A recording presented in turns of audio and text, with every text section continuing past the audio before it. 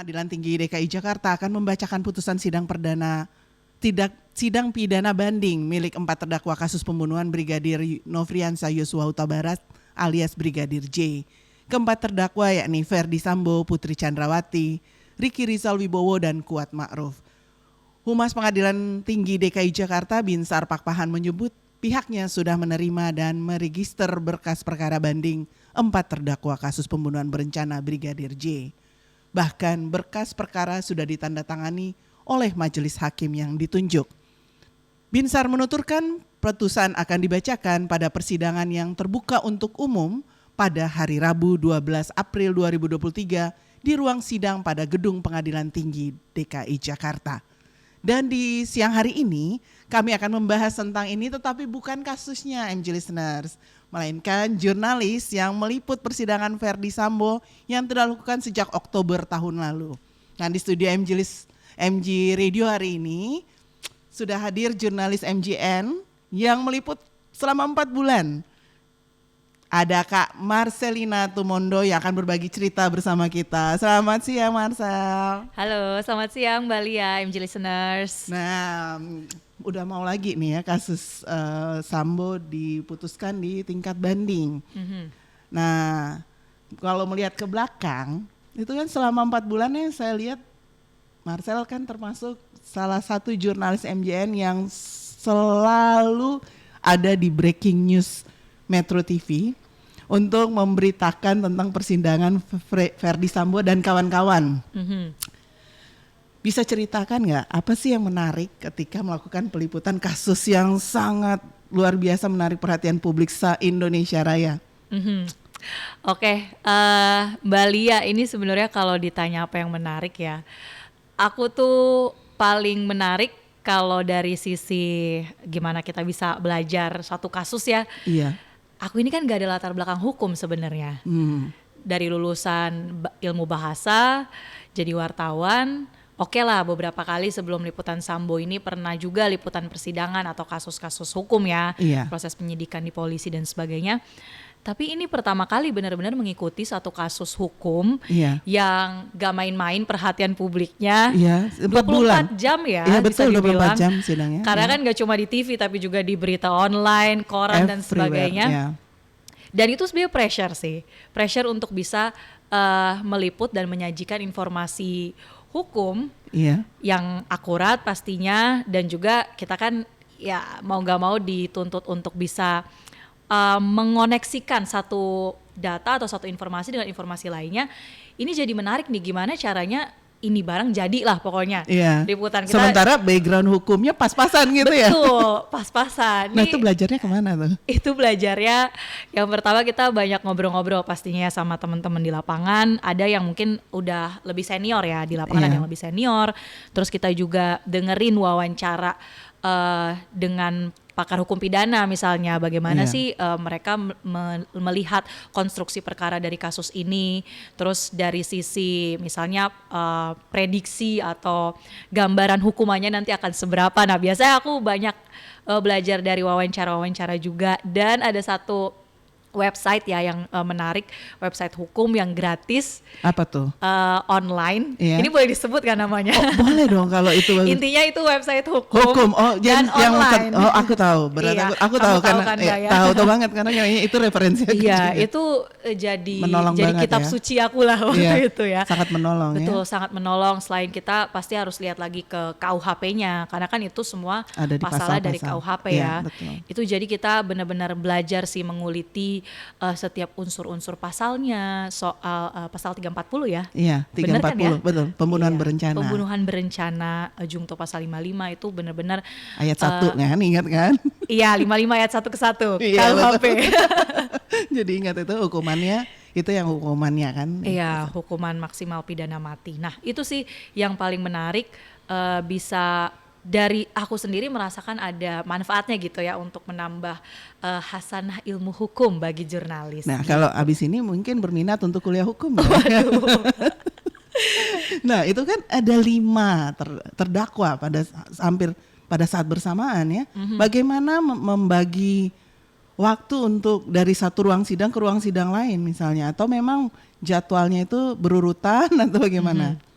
Oke, sebenarnya ini harus aku koreksi Mbak, bukan 5, tapi ditambah 6 lagi yang obstruction of Yang justice. obstruction of justice. Right? Jadi Oh, jadi itu juga itu juga menjadi tanggung jawab termasuk. untuk breaking news ya. Betul. Oh, Jadi my. walaupun memang yang intinya kan yang perhatian utama Pasti pasti yang kasus awalnya, kasus awal. betul, kasus pembunuhan berencana ya. Berencananya, ya. Itu aku ingat banget untuk hari Senin sampai Rabu biasanya itu memang fokusnya di kasus pembunuhan berencana. Iya. 5 terdakwa ini mereka di satu majelis hakim ya. Jadi Iya. untuk ruangan sih masih di satu ruangan yang sama, tapi bergantian gitu. Jadi cukup manjang nih dari segi waktu kerja gitu. Nah di hari Kamis dan Jumat biasanya ditambah sidangnya obstruction of justice atau kita sebut OOJ. OOJ, ya. Ya, Hendra Kurniawan dan kawan-kawan. Betul. Nah ketika OOJ dan pembunuhan berencana itu kadang mereka bentrok juga nih jadwalnya. Nah itulah kita benar-benar ya membelah diri lah. Jadi itu timnya Metro TV tuh kalau dikirim banyak ya ke lapangan itu pada saat harus breaking news itu. Gak juga Mbak. Jadi seperti liputan biasa Ya. dikirimnya. Satu tim, Satu tim itu berarti satu reporter reporter, dan satu satu kamera kamera. person. Wow, kebayang ya berapa ruang sidang? Pernah waktu itu 3 ruang sidang paling banyak. Dalam satu hari Dalam itu satu harus hari. dan harus breaking news Betul. all the time. All the time. Nah, itu bagaimana ngakalin supaya tuh semua bisa, kan sidangnya beda-beda, keterangannya beda-beda, fakta-fakta yang ada dalam tiap ruang sidang itu berbeda. Bagaimana menyiasati supaya tidak tumpang tindih atau tidak salah dalam memaparkan kepada pemirsa atau pendengar. Oke, jadi kalau supaya kita bisa tetap dapat informasi ya dari 3 ruang sidang ini secara bersamaan, pastinya aku bikin dulu skala prioritas. Iya. Pertama kan kita tentuin dulu di mana yang paling utama dan yang tampil di layar breaking kita itu yang mana. Kan pasti pembunuhan berencana dulu ya. Betul. Terus karena untungnya sekarang juga teknologi udah sangat mendukung, jadi semua sidang itu ada linknya. Jadi misalnya aku secara fisik ada di ruang sidang utama untuk kasus pembunuhan, tapi aku juga masih bisa mantau nih di YouTube untuk sidang OOJ yang ada di ruang sidang 3 atau di ruang sidang berapa gitu. Dan tergantung agendanya juga sih. Kalau agendanya misalnya pembacaan tuntutan itu kan pasti kita bukan tinggal ngambil sih, tapi intinya itu kan ada di paling Di akhir berapa biasanya ya. berapa tahunnya. Alasan meringankan, memberatkannya. Yang ribet itu, yang jelimet ya, itu justru waktu sidang pemeriksaan saksi. Nah, ini sebenarnya yang itu karena harus didengarin satu-satu. betul, itu yang harus didengarkan dan benar-benar memeras energi, memeras konsentrasi kita nih benar-benar harus all the time selama sidang itu. Sementara harus beberapa ruang sidang pada saat bersamaan. Can you imagine multitaskingnya udah kayak gimana ya? Dan tetap satu, walaupun harus 3 ruang sidang atau 2 ruang sidang. Ya beberapa kali ada sih dikirim ke sana, ditugaskan 2 tim gitu. Jadi kita bagi tugas lah, ada yang di ruang sidang utama, di ruang sidang yang lain. Jadi ada kalanya dikirim 2 tim, tapi ya kalau satu tim kita juga harus siap. Harus siap ya. Jadi Iya. ketika yang paling sulit ketika liputan itu tadi kan disampaikan ketika sidang keterangan saksi-saksi. Saksi-saksi yang seperti apa yang paling sulit rasanya pada saat itu ya. Ini dari cerita pengalamannya nih. Kalau Marcel, saksi yang paling sulit dibuat konklusinya tuh siapa? Oke, saksi itu, ini selain saksi ya, aku yang cukup sulit untuk aku pahami itu adalah dari ahli. Jadi ahli ini kan mereka pasti bicara soal ya benar-benar teknis ya, keilmuan mereka, saintifiknya seperti apa. Nah itu kalau kita mau benar-benar bisa merangkum informasinya, nggak cukup dengan mendengarkan si ahlinya aja. Betul. Jadi selagi ahlinya itu memaparkan keterangan dia, aku juga googling, ini dia ngomong artinya apa. Karena gitu. istilah-istilah yang digunakan tidak umum ya, Betul. tidak lazim untuk digunakan ya. Jadi Iya. Google adalah salah satu yang membantu. Penyelamat. Jadi itu ya, itu Iya. termasuk. Kalau sidang kalau tingkat kesulitan dari sidang utamanya untuk kasus 340 dengan kasus OOJ. Ini kan kelihatannya kayaknya ringan banget ya kalau yang di OOJ. Itu rasa yang sama juga dirasakan oleh Marcel sebagai yang melakukan peliputan, atau memang itu cuma analisa kita saja sebagai pemirsa? Betul sih, kira-kira seperti itu juga yang aku rasakan untuk di perkara 340, perkaranya Verdi Sambo dan kawan-kawan. Itu memang dari sisi apa ya, selain karena perhatian publiknya besar di situ, itu juga hukumannya kan nggak main-main ya, dan ini menyangkut juga dengan nama institusi yang besar, institusi Polri. Walaupun kita tetap objektif, kalau salah bilang salah, kalau tidak salah ya tidak salah gitu, tapi tetap saja ada batasan-batasan yang kita tuh mau tetap jaga gitu ya. Jangan sampai kita serta-merta menyerang institusinya, tapi objektifnya nih terdakwanya ya memang sih dari institusi Polri, tapi oknum, iya betul. Jadi memang kalau dibilang apa ya, lebih deg-degannya gitu lebih dapet kalau kita liputan 340 dan menjaga sekali kehati-hatian. Tapi Mbak, untuk sidang obstruction of justice ini tingkat kesulitannya ada juga dan berbeda dengan yang 340 ya. OOJ ini teknis banget ngomongin soal CCTV, DVR CCTV. Nah itu belajar ilmu baru lagi kan. Ilmu baru lagi. Jadi dia kan pakai undang-undang ITE ya. Selain yang KUHP ada undang-undang ITE yang pasal primernya. Dan argumentasi antara jaksa dan pengacara itu banyak di soal barang bukti. Barang bukti DVR yang katanya waktu itu ada 3 jenis DVR. Dari sisi merek DVR aja mereka bisa berdebat, Mbak. Merek DVR yang aku nggak pernah tahu merek DVR tapi tuh jadi apa. Tahu ya. Tapi jadi tahu. Bahwa ternyata DVR tuh nggak cuma sekedar DVR. Ternyata merek A, B, dan C itu berkualitas berbeda. Betul. Ada satu aja merek yang tidak dimasukkan di surat tuntutan itu akan jadi perkara.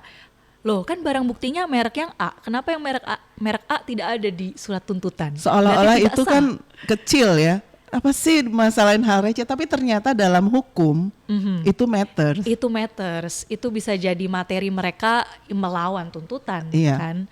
Terus soal bagaimana DVR CCTV ini bekerja, apa saja catatan di dalamnya, data-data di dalamnya, itu betul-betul detail banget ketika dijelaskan. Itu juga menarik sih sebenarnya ketika yang DVR itu, bagaimana seorang ahli kemudian dia bisa meretrieve data-data yang dihapus ya. Itu cukup menarik ya. Cukup menarik dan ya kita sampai lucu-lucuannya ya, kita sampai punya sebutan nih, selain kita jadi sarjana hukum, kita juga jadi sarjana DVR CCTV. Bisa jadi itu sih. Nah, ini bisa jadi pertimbangan karena itu karena undang-undang ITE itu kan kekinian sekali ya. Dan kejahatan berbasis teknologi seperti ini kan memang saat ini akan lebih marah kan. Ternyata wow, luar biasa. Dari satu kasus pembunuhan kemudian terkait ada 3 macam hal hukum baru, ya kan? Obstruction of justice muncul selain kasus utama. Kemudian ada yang menarik itu soal justice collaborator. Itu juga kan tiba-tiba 3 hal utama yang tiba-tiba muncul. Orang Indonesia tiba-tiba harus belajar, jurnalis juga harus belajar. Betul, kan? Harus belajar juga. Nah ini kan ada kurang lebih kalau dilihat secara umum ada 2 kategori besar nih para terdakwa yang 340. Yang kelompok Verdi Sambo dan kawan-kawan, ya kan? Dan ada satu yang berbeda yang kemudian menjadi justice collaborator Eliezer. Nah, itu gimana sih suasananya, bedanya antara sidang 4 terdakwa lain dengan sidang Eliezer? Oke, kalau dari suasananya ya itu jelas berbeda. Karena kalau kita lihat sidang Eliezer, dari kesiapan kita untuk datang liputan aja ini harus lebih pagi.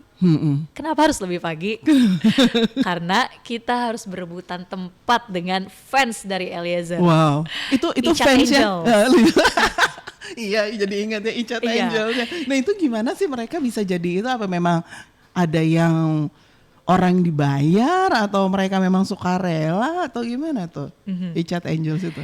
Iya, sepanjang yang saya tahu ya Mbak Lia, mereka ini memang punya eh, kepedulian yang tinggi terhadap sosok dari Richard Eliezer. Kalau kita ngobrol-ngobrol, mereka yakin betul kalau Eliezer ini jujur. Ia menyampaikan apa yang sebenarnya dan memang ia layak untuk mendapatkan perlindungan sebagai justice collaborator.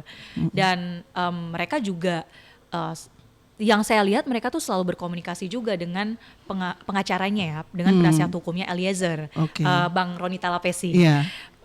Sampai akhirnya mereka pun ternyata bukan yang buta hukum juga, bukan yang buta istilah, ternyata mereka juga paham. Jadi mereka juga ikut belajar. Iya, mereka juga ikut belajar. Jadi di situ mereka akhirnya selalu menyampaikan bahwa Richard ini hanya melakukan perintah jabatan, Mbak. Ia hanya melakukan ya sesuai dengan hierarki atau yang dibilang apa istilahnya ada tekanan dari atasan gitu ya. Dan mereka benar-benar memegang itu sebagai fakta.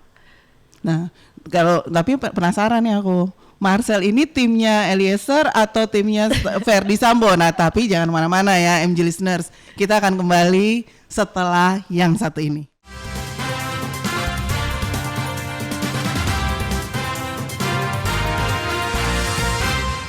Nah, tadi kita terakhir masih cerita soal peliputan kasus Verdi Sambo dan kawan-kawan. Nah, tadi pertanyaanku belum dijawab nih, Sel. Tim siapa? Tim Eliezer atau supportersnya Verdi Sambo nih? Mbak Lia, jangan lupakan ada pemain utama yang ketiga Siapa dalam tuh? persidangan ini. Yang mulia Bapak Hakim Wahyu Iman Santoso. Itu Saya tim Pak Wahyu aja. Oh ya, itu top banget sih Pak Wahyu. Ya ampun, putusan pertama ya yang hukuman mati di PN Jaksel ya. Iya, saya lebih memilih percaya dengan apa yang sudah menjadi keputusan majelis hakim. Normatif ya. Ini jawaban cari selamat ya. Takut sama itu ya. Richard Angel. Iya, biarkan nanti para terdakwa ini mengambil langkah hukum berikutnya. Iya. Nah itu sepanjang hal-hal yang tidak diketahui ini sama kita, tidak muncul di layar terkait baik pendukung Richard maupun pendukung Sambo ada nggak nih? Kan yang dikelihatan kan selalu pendukung Richard, yang Angels ini kan banyak banget. Kalau Sambo ada nggak sih sebenarnya pendukungnya? Ada juga Mbak, ada juga sebenarnya untuk pendukung Pak Sambo, terus Bu Putri ya. Iya. Ini beberapa kali sebetulnya mungkin di media juga sempat ada yang mengcover kalau ada biasanya ini perempuan yang datang ke persidangan di PN Jaksel yang mereka tuh mengaku-ngaku punya hubungan khusus lah dengan Verdi Sambo begitu. Oh, ngaku-ngaku nih ya. Ngaku-ngakunya. Nah sebetulnya pertanyaannya kan kenapa kita nggak mengangkat itu? Sebetulnya ya kita juga harus pintar-pintar memilah-milih ya mana fenomena di lapangan yang memang penting untuk diketahui penonton kita dan mana yang kayaknya sekedar cari sensasi aja deh gitu. Kalau yang cari sensasi sih ada aja. Nah biasanya untuk mengatasi hal-hal seperti ini, pilihan narasumber seperti apa untuk mengimbangi kan tadi fansnya Richard Angels itu kan banyak banget ya. Nah kalau dari pihak Sambo ini biasanya yang berhasil sempat diwawancara dari pihak temennya atau apa itu ada nggak? Dari pihak Sambo itu kita sebetulnya ingin sekali mewawancarai keluarga, tapi dalam hal ini sebetulnya ingin mendengar dari anaknya. Gitu. Kalau saya nggak salah ada salah satu putri dari Pak Sambo yang ia sudah berusia bukan anak lagi, jadi sudah bisa dewasa ya sudah dewasa, jadi bisa diekspos gitu ya oleh media. Tapi kan kembali lagi itu kan menjadi hak dia ya, hak keluarga Verdi Sambo untuk menolak atau menerima wawancara. Sudah beberapa kali kita coba ajukan melalui pihak kuasa hukum, tapi belum bisa begitu. Ada beberapa sebetulnya keluarganya, tapi paman atau sepupu yang datang itu juga kita harus kejar sampai di pagar Mbak, sampai di gerbang pengadilan baru mereka mau ngomong. Dan memang berarti keluarga Sambo juga sebenarnya datang, teman-temannya juga ada yang tetap datang Ada. memberikan support ya. Jadi Ada. tidak hanya dari pihak Icat saja. Kalau yang terdakwa yang lainnya di luar Sambo dan Icat ini? Untuk Kuat Maruf ya, Iya. Kuat Maruf ini kalau saya nggak salah keluarganya itu tidak ada yang di Jakarta. Jadi beberapa kali kita komunikasi dengan pengacaranya Pak Irwan Irawan, Iya. mengatakan kalau keluarganya ini memang udah dicoba juga untuk dijangkau oleh kontributor kita yang ada di daerah, tapi memang sepertinya sudah diarahkan dari awal supaya keluarga itu tidak membuka diri ke media. Mungkin ya ada beberapa pertimbangan dari mereka juga sih. Iya. Kita sulit untuk memaksakan kalau seperti itu. Kasihan juga sih soalnya ya kalau misalnya terlalu terekspos sementara mereka punya kehidupan sehari-harinya mungkin akan terhambat dengan diekspos itu ya. Ya, dan yang saya dengar juga untuk keluarganya Ricky Rizal, dia kan punya anak itu masih umur 3 Masih tahun. kecil, ya. Iya, masih kecil. Dan yang cukup menyedihkan adalah ketika informasi atau berita ini tuh diketahui oleh teman-teman anaknya atau ya teman-teman dari keluarganya ini, itu membuat ada juga sebetulnya nada-nada ancaman atau ya bisa dibilang yang melihat mereka secara negatif gitu. Padahal kan ini harus dipisahkan sebetulnya antara terdakwanya dengan keluarganya. Mungkin mereka nggak tahu apa-apa. Iya, sempat nggak wawancara dengan para terdakwa ini, Marsa? Untuk wawancara dengan terdakwa sempat, terutama dengan Pak Ferdi Sambo. Dengan Sambo kita sempat wawancara. Dan waktu itu ingat nggak yang akhirnya terungkap ada kasus mafia tambang itu. Iya. Ya itu kita menyempatkan untuk wawancara Sambo di pintu keluar terdakwa. Iya. Di situ dia mau menjawab. Tapi kalau kemudian kita tanya soal substansi perkaranya, misalnya tanggapan dia setelah dituntut waktu itu seumur hidup ya, Iya, dituntutnya waktu itu seumur hidup, divonis pidana mati. Nah itu dia tidak memberikan tanggapan apapun. Jadi mungkin asumsi kita dia hanya ingin memberikan tanggapan atas apa yang dia mau bilang. Iya. Gitu. Jadi memang tidak mudah juga untuk mendapat katakanlah cover both side langsung dari para terdakwa pada saat itu ya. Dan mereka juga dikawal dengan ketat ya, apalagi Sambo dikawalnya itu sama Brimob. Nah ini ada nggak sih pressure pressure ya dari kantor harus dapetin ini dapetin itu gitu selama peliputan itu kan dalam beberapa waktu sidang yang sangat panjang, kemudian harus terus breaking news tiap hari gitu ya. Nah itu ada tetap diminta harus ini harus dapetin ini dan seberapa persen sih keberhasilannya? Untuk tuntutan itu ada tentunya ya, kita kejar narasumber yang bisa dibilang eksklusif lah, eksklusif untuk kita dapatkan pertama kali. Dan tapi nggak cuma sekedar eksklusif, harus ada nilai beritanya juga ya. Ketika kita mencari narasumber, ya bisa dibilang itu tadi, kalau kita bisa wawancara terdakwa itu bisa dibilang eksklusif. Tapi balik lagi, waktu kita mau approach terdakwa ini ada berapa lapis perizinan atau pintu yang harus kita ketuk lah. Iya. Mulai dari pengadilan, kejaksaan yang sebetulnya kita nggak mau jangan sampai menyalahi prosedur juga. Betul. Begitu. Nah jadi selama masih harus liputan, harus mikirin bagaimana untuk melobi, kemudian juga harus tetap melaporkan, kapan makannya? Kita makan biasanya ya. Biasanya Saya itu makan sarapannya jadi pagi banget. Jam 5 itu saya udah makan. Oh nyubuh juga. Nyubuh juga kita. Kalau mungkin MG listeners mengikuti ya di pemberitaan di Metro TV itu headline news jam 7 itu sudah ada pemberitaan dari Pengadilan Negeri Jakarta Selatan.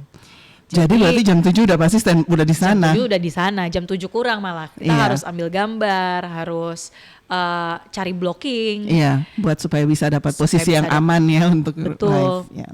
Dan kantor kita kan di Kedoya ini Deket ya, banget ke selatan. sebetulnya dekat Mbak. Tapi kalau udah masuk jam kerja itu yang macet, kita keluar exit tol Mampang, itu udah macet. Jadi parah. kalau bisa berangkat harus lebih pagi. Makanya itulah alasan-alasan kenapa kita dari subuh udah berangkat dari kantor. Ya mau nggak mau saya juga udah makan dari subuh. Nah terus makan subuh doang. Subuh doang. Jadi di skip berapa banyak itu tuh nggak ada. Jadi makan subuh, breakfast, brunch, makan siang, makan sore. Dijamak semua Mbak, istilahnya ya. Ada sih kesempatan untuk kita bisa makan siang, tapi ya laporan siasatinya kan ya? di sela-sela laporan itu ya siasatinya harus bawa bekal atau jajan dulu. Di sekitar situ kan ada minimarket tuh yang di sebelahnya PN Jaksel. Kita beli persediaan dulu di situ. Tapi memang ya nggak ideal ya, misalnya kita sidang itu kan biasanya skors atau istirahat di jam makan siang. Betul, juga. Iya. Jam ya sekitar jam 11:30 sampai jam 1. Tapi kan Anda tidak boleh istirahat, Anda harus laporan. Betul, kan ya. Di situ hakim, jaksa, pengacara mereka istirahat, oke lah. Tapi kalau kita di situlah saatnya kita bekerja juga. Nah iya, jadi berarti makannya dijamak semua, nanti dimakan malam. Dimakan sore. Iya. Nah itu mengatasi supaya tidak kena asam lambungnya naik, itu supaya tetap kondisinya fit, itu gimana tuh? Ya sudah terlatih ya Mbak. Cuma memang gak bisa disamaratakan ya, mungkin kan kemampuan tubuh orang beda-beda ya. Kalau saya sih ya walaupun gak bisa dibiasakan juga ya, ini kan kebiasaan yang gak baik. Tapi ya pusing-pusingnya itu mungkin di awal-awal lah, tapi setelah udah terbiasa makan agak telat dikit. Makan agak telat dikit ya oke lah, bisa lah makan jam 3 aja nanti. Lebih telat banyak, oh ya udah gak apa-apa gitu ya. Yang penting kita amankan dulu informasinya sampai. Jadi berarti lebih memprioritaskan pemirsa dan pendengar ini ya daripada keselamatan jiwa. Tidak bermaksud untuk curhat lama-lama ya kan, karena kita sama-sama tahu memang ya kita di belakang layar itu tidak seindah yang dibayangkan di depan layar dilihat orang. Kelihatannya sangat cerdas dengan asupan yang tadi di wrap up nanti pada sore hari. Nah, ini apalagi sih kendala yang dirasakan ketika melakukan peliputan itu di lapangan? Kendala lainnya ya, mungkin konsistensi dari kita sih sebagai jurnalis yang meliput itu, ketika pun kita sedang tidak bertugas di sana, mau tidak mau kita tetap harus keep up dengan apapun perkembangan yang terjadi soal kasus Ferdy Sambo ini. Misalnya bukan cuma yang datang dari ruang sidang, tapi juga dinamika yang terjadi di luar. Pro kontranya kita tetap harus paham. Terus bagaimana mungkin sikap dari, katakanlah kalau bicara Icat berarti sikap dari LPSK, dari soal Ferdy Sambo sikap dari polisi seperti apa. Itu kan potongan-potongan puzzle atau informasi yang kita harus terus update ya, nggak cuma dari dalam ruang sidang, bahkan ketika kita libur pun tetap cari informasi apa yang terbaru nih, yang bisa kita gabungkan nanti dengan yang paling update waktu kita datang liputan. Berarti selama 4 bulan kurang lebih nih ya, Marcel tuh waktu senggangnya dihabiskan untuk tetap update informasi seputar kasus ini ya? Bisa dibilang gitu. Wah, dedikasinya luar biasa tinggi sekali ya. Ada hal lain selain tadi harus tetap keep update, kendala-kendala teknis yang kadang-kadang, pernah nggak sih ketika lagi breaking news tiba-tiba ada kendala teknis yang sampai ke kantor gitu? Kalau kendala teknis sih, karena ini sidang sudah Mbak Lia bilang tadi 4 bulan ya berjalan reguler, so far walaupun ada tapi minor ya, bisa dibilang minor karena kita juga di sini bisa berkoordinasi dengan baik dengan pihak Pengadilan Negeri Jakarta Selatan yang sudah membuka diri untuk ada sistem TV pool. Nah ini mungkin yang teman-teman perlu tahu juga ya. Selama saya liputan persidangan itu rasanya baru kali ini saya lihat ada sistem TV pool untuk sebuah persidangan. Dan itu membantu sekali untuk sangat membantu, pekerjaan jurnalis. Sangat membantu karena ruang sidang itu kan kecil ya. Iya, sangat kecil, bisa kebayang di Jakarta Selatan tuh kecil. Kecil dan kalau semua TV buka tripod di situ itu udah nggak ada udara, terus pengambilan gambarnya juga akan kacau. Iya. Jadi dengan adanya sistem TV Pool, jadi TV Pool ini berganti media setiap minggu. Iya. Jadi satu minggu misalnya Metro TV, next week itu TV ada tetangga. Iya. Itu berjalan terus dan sangat membantu untuk mengatasi persoalan teknis. Jadi di dalam ruangan itu, di dalam ruang sidang, itu kira berapa media yang boleh ada di dalam? Kalau di dalam ruang sidang yang mengikuti sampai habis itu cuma boleh satu media yang bertugas sebagai TV pool. Iya. Mereka pasang 3 kamera ya biasanya, angle-nya kan pasti kelihatan tuh di TV.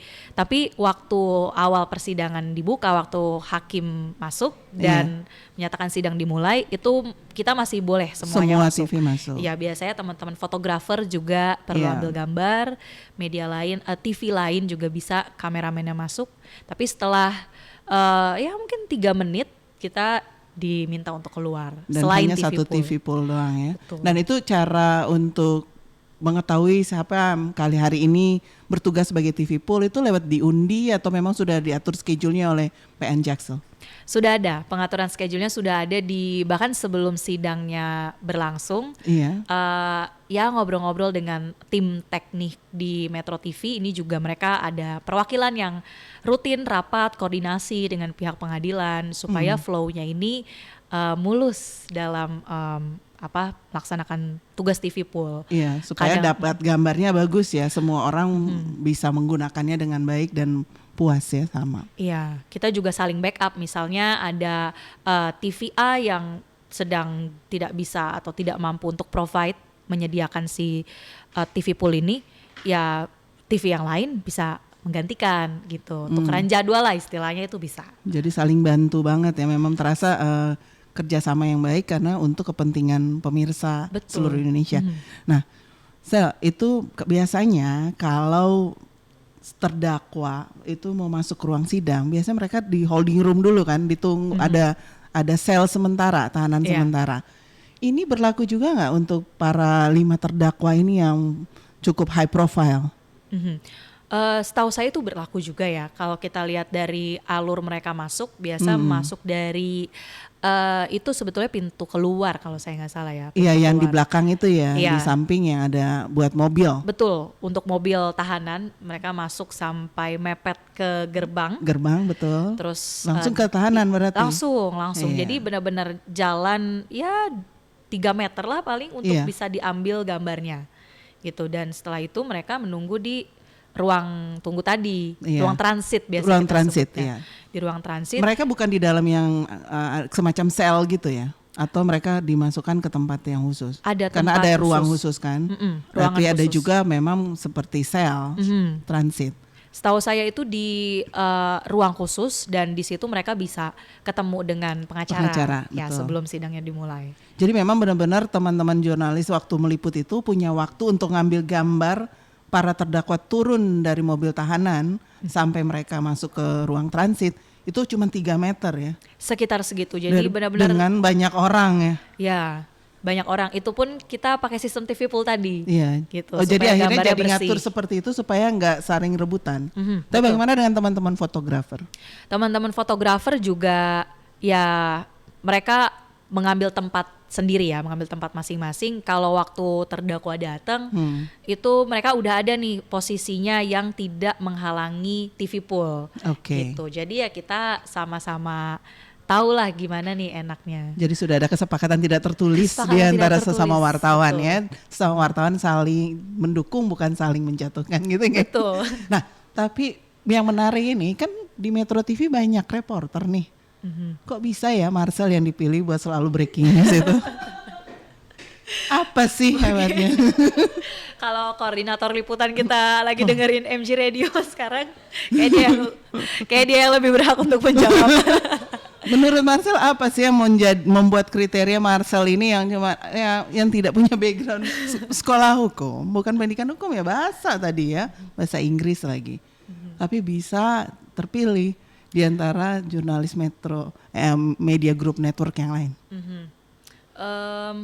Mungkin saya ambil dari sisi lebih, kalau kita sudah tertanam di satu lokasi liputan itu kan akan lebih komprehensif ya pengetahuannya. Dan itu sih menurut saya yang jadi strength, kekuatan kita kalau kita terus menekuni satu liputan atau satu bidang, itu akan lebih mudah ketika nanti laporan-laporan berikutnya. Kalaupun aku miss 1-2 hari, aku bisa lebih cepat untuk gabung lagi, tune in lagi gitu. Iya, jadi memang laporannya yang konsisten, tetap sama kualitasnya dijaga gitu ya. Akurasinya tadi ya. Akurasinya. Dan effort yang mungkin selama ini ditunjukkan ketika melakukan peliputan mungkin ya. Bahwa selalu cek dan recheck sebelum melaporkan gitu ya. Iya, itu betul penting. Itu penting dan itu memang yang selalu Marcel lakukan ya. Iya, kita terus berusaha untuk cek dan recheck. Selain ke narasumber yang ada di lokasi, sebetulnya narasumber itu yang yang paling mudah untuk kita jangkau adalah pengacara ya, kuasa hukum di sana. Kita nggak cuma sebatas doorstop atau wawancara yang live, tapi kita juga spend waktu lebih untuk ngobrol-ngobrol santai. Untuk gitu. supaya dapat banyak masukan. Betul, informasi. dapat banyak masukan. Kita bisa cek dan recheck untuk informasi yang detail. Misalnya kita sesimpel pengen tahu jadwal sidang berikutnya tuh kapan, kita bisa tanya ke pengacara juga yang sudah koordinasi duluan sama jaksa gitu. Nah, senang banget nih masih pengen ngobrol panjang, tapi waktu kita terbatas ya. Semoga lain waktu juga kita bisa ngobrol-ngobrol lagi di sini di Suara Plus 62.